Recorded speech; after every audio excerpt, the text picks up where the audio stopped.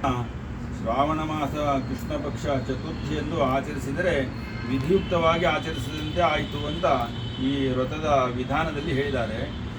ಆ ವಿಧಿಗೆ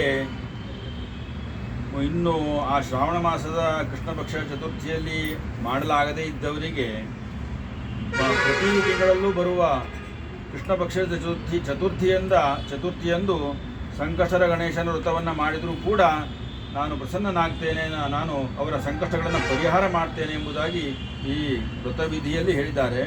ಅದರಂತೆ ಕೃಷ್ಣ ಪಕ್ಷದ ಚತುರ್ಥಿಯಂದು ಚಂದ್ರೋದಯ ಆದಮೇಲೆ ಅರ್ಘ್ಯ ಪ್ರದಾನವನ್ನು ಮಾಡಬೇಕು ಮತ್ತು ಪ್ರಸಾದವನ್ನು ಅಥವಾ ಭೋಜನವನ್ನು ಮಾಡಿ ವ್ರತವನ್ನು ಸಮಾಪ್ತಿಗೊಳಿಸಬೇಕು ಎಂಬುದಾಗಿ ಈ ವ್ರತ ವಿಧಾನದಲ್ಲಿ ಹೇಳಿದ್ದಾರೆ. ಅದರಂತೆ ಚಂದ್ರನನ್ನು ಚಂದ್ರಶೇಖರ ಅಂತ ಈ ಶಿವನನ್ನು ಕರೀತಾರಲ್ವ. ಕೆಲವು ಸಲ ನಮಗೆ ಚಂದ್ರನ ನೋಡೋದಕ್ಕೆ ಸಾಧ್ಯ ಆಗದೇ ಇರೋ ಸಂದರ್ಭಗಳು ಇರ್ತವೆ. ಮೋಡ ಕವಿದಿದೆ ಅಂತನೋ ಅಥವಾ ನಮ್ಮ ಮನೆಯಿಂದ ಇನ್ನೂ ಮೇಲೆ ಕಾಣಿಸೋದಿಲ್ಲ ಅಂತಾನೋ ಏನೇನೋ ಎಲ್ಲ ಸಮಸ್ಯೆಗಳಿರ್ತಾವಲ್ಲ. ಆಗ ಚಂದ್ರಶೇಖರನ ತಲೆಯಲ್ಲಿರೋ ಚಂದ್ರನ ನೋಡಿದರೂ ಕೂಡ ಚಂದ್ರ ದರ್ಶನ ಆಗತ್ತೆ, ಅದು ಸಮಾಧಾನ ಅಂತ ಪರಿಹಾರವನ್ನು ಹೇಳಿದ್ದಾರೆ.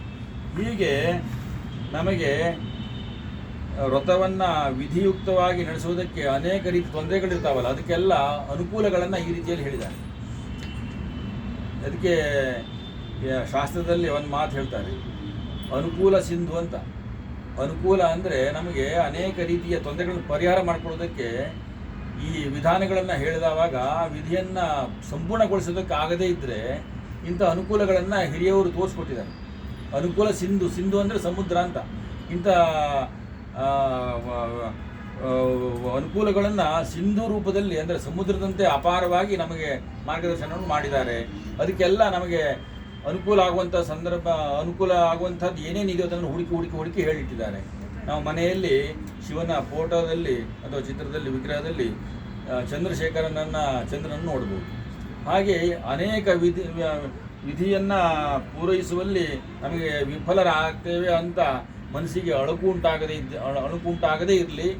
ಅದರ ಸ್ವಲ್ಪ ಆದರೂ ಅವರಿಗೆ ಭಗವಂತನ ಸಾನ್ನಿಧ್ಯವನ್ನು ಪಡೆಯೋದಕ್ಕೆ ಏನೇನು ದಾರಿ ಇದೆಯೋ ಅದನ್ನೆಲ್ಲ ಹುಡುಕಿ ಹೇಳಿದ್ದಾರೆ.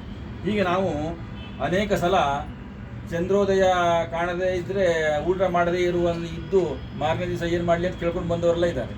ಆವಾಗ ಅವರಿಗೆಲ್ಲ ಪರಿಹಾರನೇ ಇಲ್ಲದೇ ಇದ್ದರೆ ಅವ್ರು ಏನು ಮಾಡ್ತಾರೆ, ಮುಂದಿನ ಕೆಲಸಕ್ಕೆ ಹೋಗಲಿಕ್ಕೆ ಆಗೋದಿಲ್ಲಲ್ಲ. ಅಂಥ ಸಂದರ್ಭದಲ್ಲಿ ಇಂಥ ಅನುಕೂಲಗಳನ್ನೆಲ್ಲ ಹುಡುಕಿ ಆ ಮಹಾತ್ಮರು ಹೇಳಿದ್ದಾರೆ. ಅವರ ಹೇಳಿದಂಥ ದಾರಿಯಲ್ಲಿ ನಾವು ನಡೆದವಾಗ ಅದೆಲ್ಲ ನಮಗೆ ಸ್ವಲ್ಪ ಫಲವನ್ನು ಕೊಟ್ಟೇ ಕೊಡುತ್ತೆ.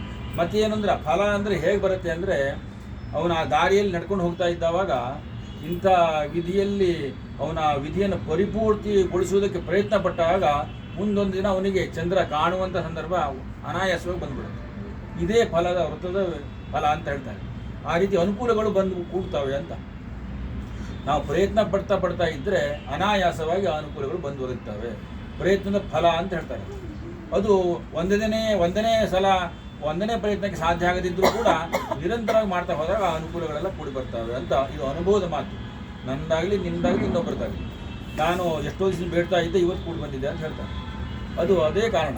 ನಾನು ಮೊದಲು ಚಂದ್ರಶೇಖರನ ತಲೆ ಮೇಲೆ ಇರೋದನ್ನು ನೋಡಿ ಸಮಾಧಾನ ಪಟ್ಕೊಳ್ಳೋದು.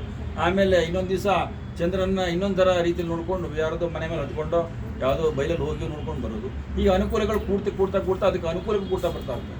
ನಾವು ಅಷ್ಟು ದೂರ ಹೋಗಿ ಬೈಲಲ್ಲಿ ಚಂದ್ರನ ನೋಡೋಕ್ಕೆ ನಾವು ಒಬ್ಬನೇ ಹೋಗ್ಲಿಕ್ಕೆ ಆಗೋದಿಲ್ಲ ಅಂತ ಹೇಳಿದ್ರೆ ಅವತ್ತು ಯಾರೋ ಒಬ್ಬನ ಜೊತೆಗೆ ಬಂದು ನಾನು ಬರ್ತೀನಿ ಅಂದರೆ ಜೊತೆಗೆ ಹೋಗೋಣ ತೋರಿಸ್ಕೊಂಡ್ಬರ್ತೀನಿ ಅಂತ ಹೇಳೋನು ಬರ್ತಾನೆ.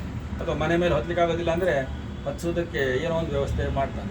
ಅದೇ ಭಗವಂತನ ಅನುಕೂಲದಿಂದ ಇವೆಲ್ಲ ಆಗ್ತವೆ ಅಂತ ಅನುಭವದ ಮಾತು. ನಾನು ಅಂದ್ಕೊಂಡೇ ಇರಲಿಲ್ಲರಿ, ಯಾರೋ ಒಬ್ಬರು ಬಂದು ಕೈ ಹಿಡ್ಕೊಂಡು ಮೇಲೆ ತೊಗೊಂಡೋಗಿ ತೋರಿಸ್ಕೊಂಡು ಬಂದ್ಬಿಟ್ಟ ಅಂತ ಹೇಳ್ತಾರೆ ಅಲ್ವಾ. ಹೀಗೆ ಆ ಪ್ರಯತ್ನಕ್ಕೆ ಫಲ ಅನ್ನೋದು ಬರ್ತಾ ಹೋಗುತ್ತೆ. ಮುಂದೆ ಒಂದು ದಿನ ನಮ್ಮ ಪೂರ್ತಿ ವ್ರತ ಅನ್ನೋದು ವಿಧಿಯುಕ್ತವಾಗಿ ನಮಗೆ ಸಫಲವಾಗ್ತದೆ ಅಂತ ಈ ವ್ರತದ ಅನುಭವ. ಇವೆಲ್ಲವನ್ನು ಮಾಡಿ ನೋಡಿ ತಿಳಿದವರ ಅನುಭವ. ಹಾಗೆ ನಾವು ಭಗವಂತನಲ್ಲಿ ನಮ್ಮ ವ್ರತದ ವಿಧಿಯಲ್ಲಿ ಏನಾದರೂ ಲೋಪಗಳು, ತೊಂದರೆಗಳು, ಕೊರತೆಗಳು ಇದ್ದರೂ ಕೂಡ ನಾವು ಆ ಮುಖವಾಗಿ ನಿರಂತರವಾಗಿ ಪ್ರಯತ್ನ ಮಾಡಿದರೆ ಮುಂದೊಂದಿನ ಅದನ್ನು ನಾವು ಸಫಲರಾಗ್ತೇವೆ ಅನ್ನೋದಕ್ಕೆ ಭಗವಂತ ಅನುಗ್ರಹ ಮಾಡಲಿ. ನಮ್ಮ ಸೇವೆಯನ್ನು ಸ್ವೀಕರಿಸಿ ಅಂತ ಪ್ರಾರ್ಥನೆ ಮಾಡ್ಕೊಂಡು